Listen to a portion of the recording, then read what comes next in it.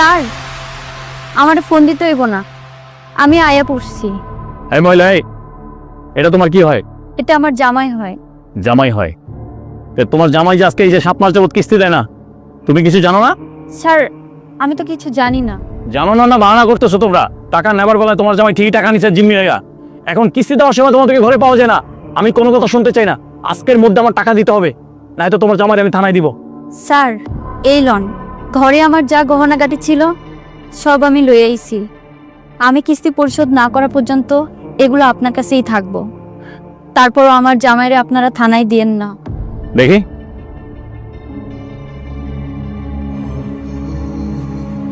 এই সরষেব, জি স্যার। তুই চেক দেন তো। হ্যাঁ স্যার, ঠিক আছে স্যার। ঠিক আছে না? জি। ছেড়ে দেন ওরে। দেখছো শাস্ত্রে একটা কথা আছে না, ভালো ছেলেরা ভালো বউ পায় না, আর ভালো মেয়েরা ভালো জামাই পায় না। আরে বদমাস, তোর তো চাং কপাল রে, তুই ঘরে এরকম একটা বউ পাইছস। দেখ তোরে বাঁচানোর লিগা ওর শখের যা আছে সবকিছু লয়ে গেছে। যা আইব নেই, এদিকে এসো। ধরো এগুলো লয়ে যাও, তোমার প্রতি আমার বিশ্বাস হয়েছে। আমার ঠিক টাইম আমার কিস্তিটা দিয়ে দিও, ঠিক আছে বোন? আমি ওরে চিনি না, তোমারে চিনি। তুমি কিস্তিটা ঠিকঠাক মতো এসে দিয়ে যাও অফিসে। অফিস তো চিনে গেছো। জি আচ্ছা ঠিক আছে।